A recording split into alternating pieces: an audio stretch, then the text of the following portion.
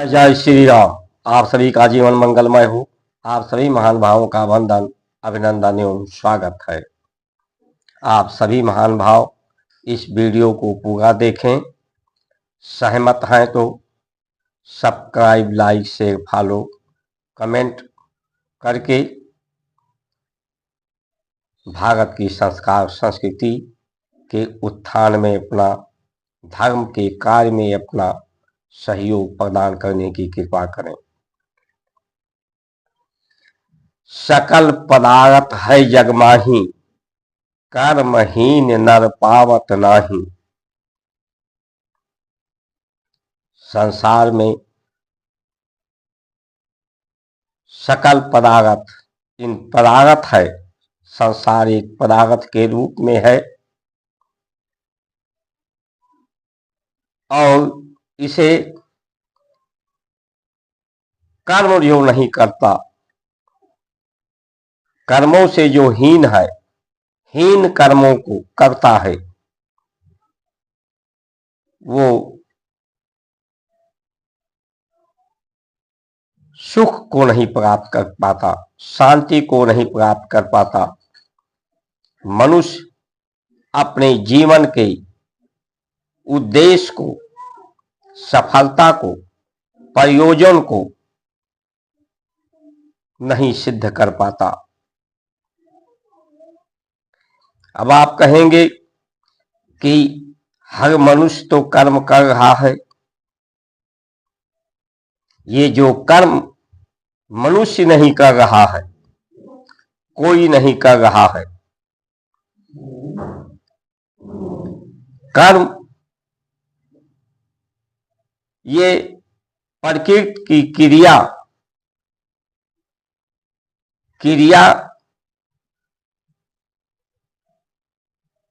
ही प्रतिक्रिया के रूप में अनुभव हो रहा है कि हर कोई कर्म कर रहा है। क्रिया ये प्रकृति की है। ये भूख लगना, प्यास लगना, सोना, जागना, कामनाएं, वासनाएं की इच्छा होना, गति होना, अवनति होना, ऊपर से नीचे गिरना, नीचे से ऊपर, प्रगति, ऊपर की तरफ गति होना, ये सब क्रियाएं प्रकृति की हैं। इसीलिए प्रक्रियाएं हैं। ये प्रक्रियाएं दैहिक, दैविक, भौतिक तापा, राम राज काहू को नहीं व्यापा। ये प्रक्रियाएं शरीर को असुरक्षित का अनुभव कराती हैं, शारीरिक दुख का अनुभव कराती हैं। दैविक यानी प्राकृतिक दुख के अनुभव को अनुभव कराती हैं। भौतिक, ये भौतिक जगत है, यानी भौतिक संसार के अर्थ, धन के अभाव का, दुख का अनुभव कराती हैं। इसलिए यहां पर जो मिलते हैं वो बिछुड़ जाते हैं। एक को मनाऊं तो दूसरा रूठ जाता है। एक साथी मिलता है तो दूसरा साथी छूट जाता है।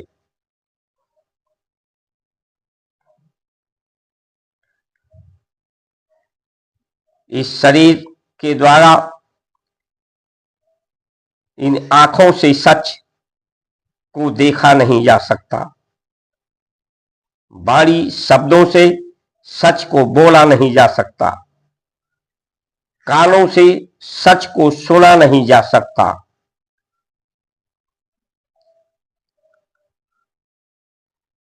जो आज बनता है वो बिगड़ जाता है। इस प्रक्रिया के तहत जो प्रकृति की क्रिया है, वो जो पैदा होता है, उत्पत्ति होती है जिसकी, वो समाप्त हो जाता है, विलय हो जाता है, जो जन्म लेता है मर जाता है।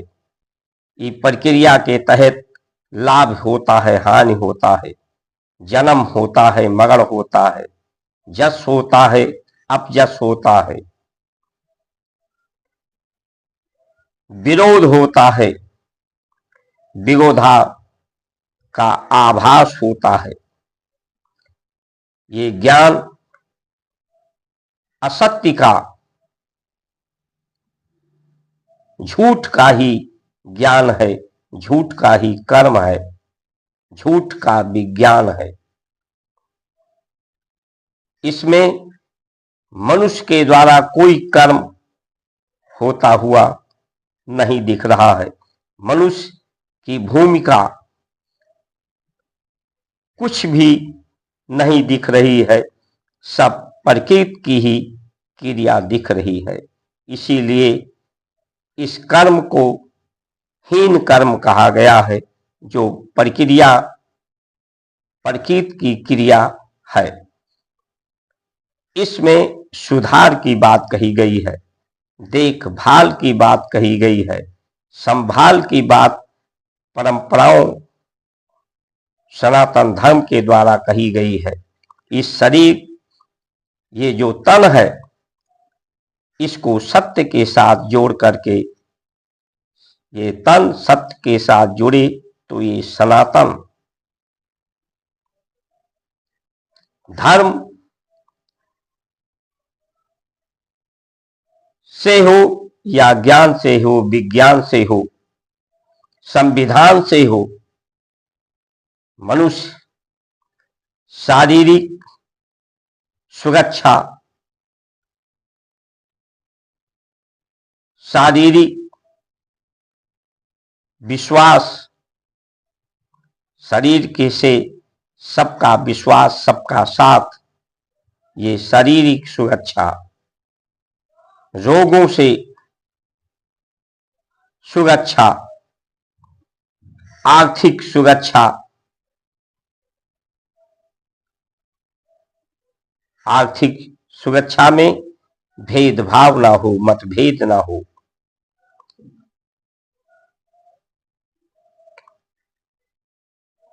एक दूसरे को अपनी कामनाओं वासनाओं की पूर्ति के लिए एक दूसरे को ठेस ना पहुंचाएं, दुख ना पहुंचाएं।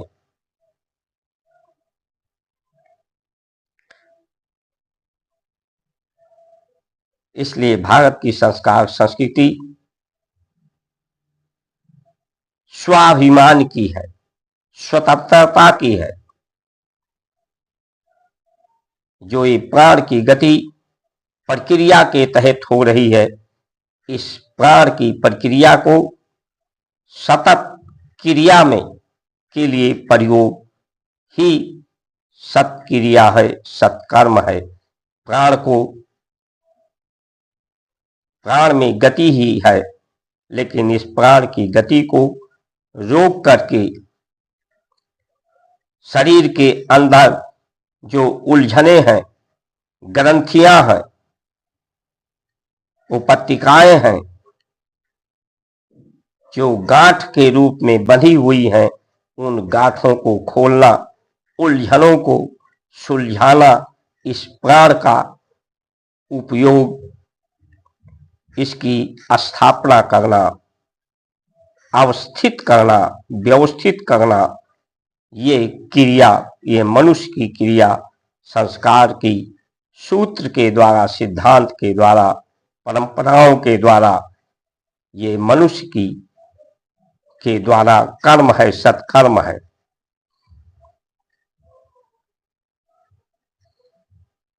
स्वाभिमान का पर्याय यही होता है कि इस बुद्धि के द्वारा, इंद्रियों के द्वारा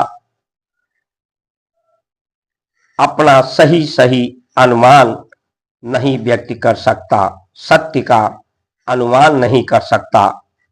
प्राण स्व यानी प्राण, चेतना, प्रकाश तत्व की चेतना से अपना सही सही सत्य का अनुमान और उसका प्रयोग ही स्वाभिमान है।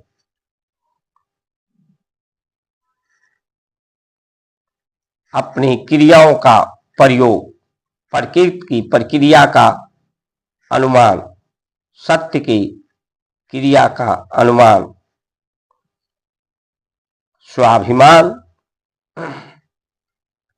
ही स्वतंत्रता है, जो शरीर के अंदर के उलझनों को सुलझा करके शरीर के अंदर जो चक्रों में बंधा हुआ है गांठ, उसे खोलना, उस बंधन से, कर्म बंधन से मुक्त होना, कर्म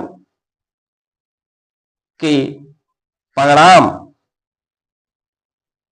उसके फल से मुक्त होना, उससे कर्मों के फल के भोगने की इच्छा को त्याग देना, ये इच्छा का परिवर्तन शुभ इच्छा, शुभेच्छु के रूप में, कि सबके लिए शुभ इच्छा हो, शुभ कामनाएं हो, कामनाओं को शुभ कामनाओं से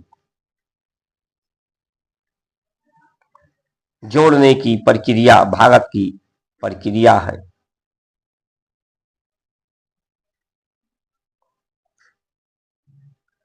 सत्य का अनुमान होने पर व्यक्ति जीवन मरण, जस अपजस, हानि लाभ, सफलता असफलता, ये प्रकृति की प्रक्रिया से पार पाता है। इसके गुणों से अतीत होता है, निर्गुण होता है, गुणातीतम होता है। परमात्मा के अनुरूप हो जाता है, उसके स्वरूप में अवस्थित हो जाता है, क्योंकि परमात्मा गुणातीत हैं, गुणों से अतीत हैं, निर्गुण हैं। प्रकृति के गुणों से जो प्रक्रिया है, प्रक्रिया से वो अतीत होकर के सत्कर्म करता है।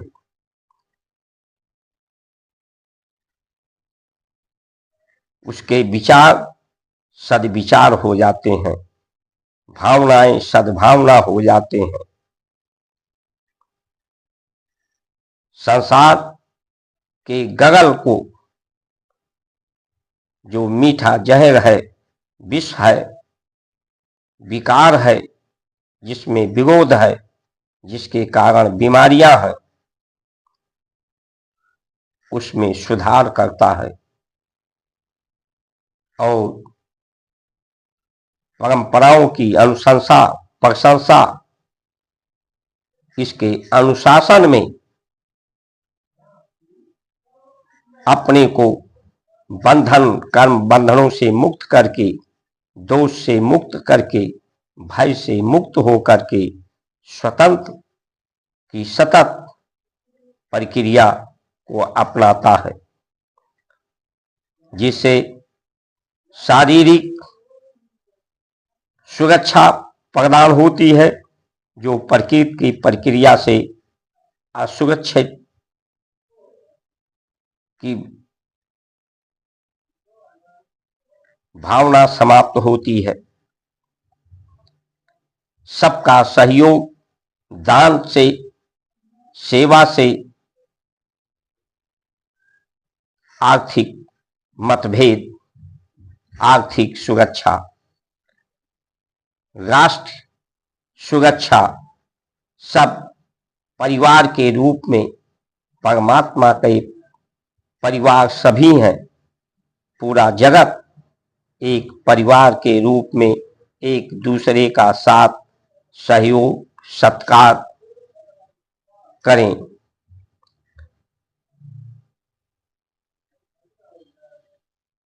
जब भी भारत की परंपराओं का हास परिहास उपहास, इसके सूत्र सिद्धांत को तोड़ा गया तो गुलामी की स्थिति हुई। गुलामी जब भी भारत में हुआ, ये कर्म बंधनों में लोग बंधे, प्रकृति की प्रक्रिया के अंतर्गत ही लोगों का कामकाज, जीवन का निर्वाह जो बेबसी, बेबसी, लाचारी, हताशी, उदासी की रही है। अंग्रेजों मुगलों के समय में भी लालच और भय और भ्रम, तीन विधाओं का प्रयोग करके लोगों को गुलाम बनाया गया। आज भी हमारे जो राजनयिक हैं, राजनेता हैं, लोगों को या तो लालच से या भय से या जात पात, धर्म, भाषा भेदभाव पैदा करके शासन सत्ता प्राप्त करना चाहते हैं। आज इनके पास कुछ भी ऐसा नहीं है, क्योंकि ये प्रकृति की ही प्रक्रिया में बंधे हुए हैं। ये स्वतंत्र नहीं है, इनके अंदर स्वाभिमान नहीं है, इसीलिए इनकी कोई ऐसी कर्म नहीं है कि जिससे इन्हें जनता इन पर विश्वास कर सके। इसलिए जब भी ऐसी अवस्थाएं विश्व में पैदा हुई हैं, स्वागत की शिक्षा, जो स्वागत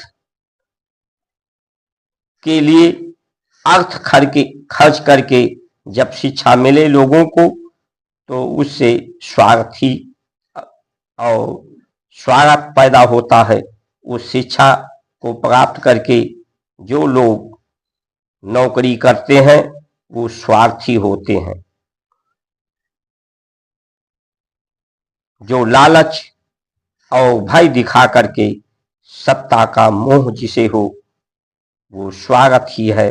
ये स्वागत की जो स्थिति है वो दैहिक, दैविक, भौतिक तीनों तापों को जन्म देती है। इसलिए ये तीन ताप रामराज की स्थापना से समाप्त होगी, युग के परिवर्तन से समाप्त होगी। अब किसी भी व्यक्ति पर विश्वास, अटूट विश्वास लोगों का समाप्त होता जा रहा है। अब लोगों को सत्य ज्ञान पर ही, अपनी परंपराओं पर ही आस्था विश्वास करके ही समस्याओं का समाधान होगा। इन्हीं वचनों के साथ आप सभी का सुमंगल कामना करते हुए जय श्री राम।